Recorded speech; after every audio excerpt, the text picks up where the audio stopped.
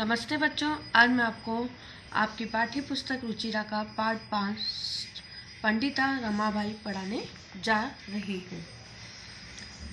स्त्री शिक्षा क्षेत्रे अग्रणीय पंडिता रमाबाई 1858 तमे ख्रीष्टाब्दे जन्म अलभत। स्त्री शिक्षा के क्षेत्र में अग्रणीय यानी होता है आगे आने वाला। ठीक है, पंडिता रमाबाई तो स्त्री शिक्षा के क्षेत्र में आगे काम करने वाली पंडिता रमाबाई 1858 में उनका जन्म हुआ।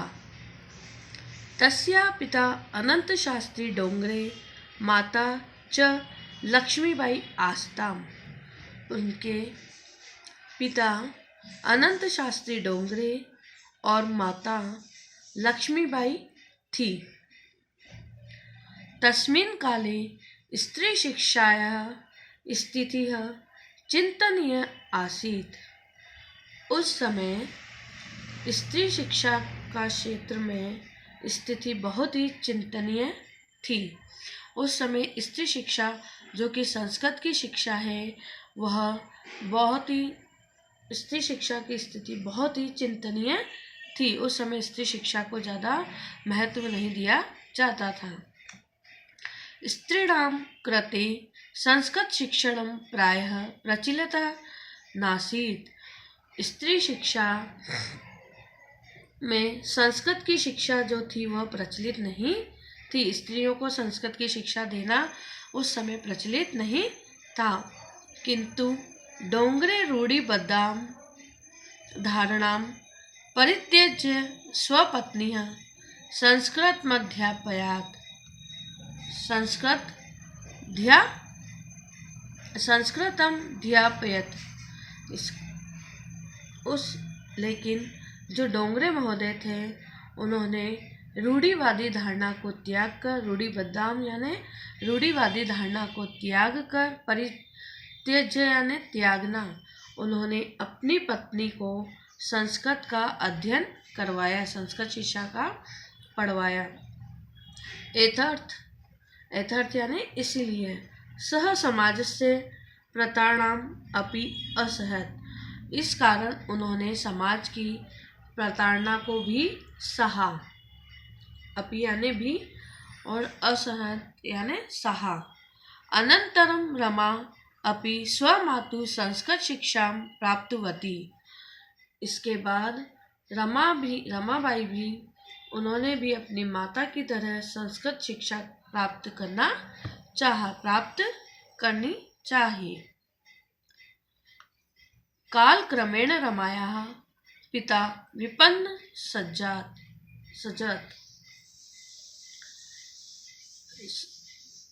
कुछ समय के बाद रमा भी के पिता विपन्न यानी गरीब होते गए। कुछ समय के बाद जब उन्होंने लोगों की प्रताड़ना शुरू कर दी तो वो क्या हुआ, वो गरीब होते चले गए। उनका विरोध सबने किया। तस्या पितरो ज्येष्ठा भगिनी च दुर्भिक्ष पीड़िता दिवंगता। उसके बाद उनके माता पिता, ज्येष्ठा यानी बड़ी, भगिनी यानी बहन, उनके माता पिता और बड़ी बहन दुर्भिक्ष यानी होता है अकाल से पीड़ित, अकाल से पीड़ित, दिवंगता, उनके माता पिता और उनकी बड़ी बहन अकाल से पीड़ित होने के कारण दिवंगता, उनका निधन हो गया। वो दिव्यांग मतलब उनकी मृत्यु हो गई। तदंतरम रमा स्वज्येष्ठ भ्रातः स पदभ्यां समग्र भारतम अभ्रमतः। उसके बाद रमाबाई अपने ज्येष्ठ भ्राता यानी बड़े भाई, सह यानी साथ, पदभ्याम यानी होता है पैदल, समग्र भारतम अभ्रमत पूरे भारत में घूमी। उसके बाद रमाबाई अपने बड़े भाई के साथ पैदल ही पूरे भारत में वो घूमी। भ्रमण क्रमे सा कोलकाता प्राप्तम। भ्रमण करते करते यानी घूमते घूमते वह कोलकाता में पहुंची। संस्कृत वेदेशेण सा तत्र पंडितो सरस्वती चेति उपाध्याभ्य विभूषिता। वहाँ कोलकाता में उन्होंने संस्कृत की विदुषी के रूप में पंडिता तथा सरस्वती की उपाधि प्राप्त की। उनको उनकी उपाधि से सम्मानित किया गया। कौन सी उपाधि से? पंडिता और सरस्वती की उपाधि से विभूषित किया गया। तत्रैव सा ब्रह्म समाजेन प्रभाविता वेदाध्ययनम अकरोत्। वहाँ उन्होंने ब्रह्म समाज की वेदता से प्रभावित होकर वेदों का अध्ययन किया। वहाँ पर कहाँ पर? कोलकाता में उन्होंने ब्रह्म समाज की विद्वता से प्रभावित होकर वेदों का अध्ययन किया। पश्चात् स स्त्रीणा कृते वेदादीनां शास्त्राणां शिक्षाय आंदोलन प्रारब्धि। उसके बाद उन्होंने क्या करा? स्त्रियों के लिए वेदों की शिक्षा के लिए आंदोलन प्रारंभ कर दिए। इसके बाद उन्होंने स्त्री की शिक्षाओं के लिए आंदोलन प्रारंभ कर दिए। 1880 तमे ख्रीष्टाब्दे सा विपिन बिहारी दासेन सह बांकीपुरम न्यायालय विवाहम अकरोत्। 1880 में उन्होंने विपिन बिहारी दास के साथ बांकीपुर में के न्यायालय यानी अदालत में विवाह किया। सार्धेक वर्षात यानी कि 1.5 वर्ष, इसका अर्थ होता है 1.5 वर्ष। अनंतरम तस्याः पतिः दिवंगतम। 1.5 वर्ष के बाद उनके पति का भी निधन हो गया, वो भी मृत्यु को प्राप्त हो गए। तदंतरम सा पुत्र्या मनोरमा सह जन्मभूमि महाराष्ट्र प्रत्यागच्छत। इसके बाद वह अपनी पुत्री मनोरमा के साथ अपनी जन्मभूमि महाराष्ट्र में वापस लौट आई।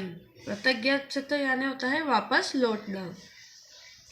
नारीणा सम्मानम शिक्षाय च सा स्वकीयं जीवनम अपीतवती। उन्होंने नारी शिक्षा के सम्मान के लिए उन्होंने अपना मत भी दिया। उन्होंने अपना जो जीवन था वो पूरा समर्पित कर दिया। नारी शिक्षा के सम्मान के लिए उन्होंने अपना पूरा जीवन समर्पित कर दिया। हंटर शिक्षा आयोग से समक्ष नारी शिक्षा विशेष सा स्वमतम प्रस्तुतवती। हंटर शिक्षा आयोग के सामने उन्होंने नारी शिक्षा के विषय में अपना स्वमत यानी अपना मत प्रस्तुत किया।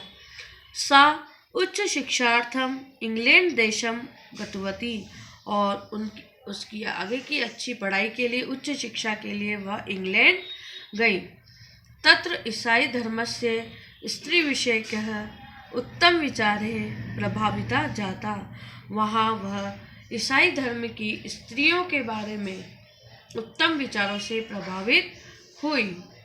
इंग्लैंड गई और वहाँ पर जो ईसाई स्त्रियाँ थी उनके विचारों से वह बहुत ही प्रभावित हुई। अब आधा मैं आपको बाद में पढ़ाऊँगी अगली वीडियो में। आप जब तक इसको पढ़ना नहीं समझ में आए तो आप मुझसे पूछ लेना। धन्यवाद।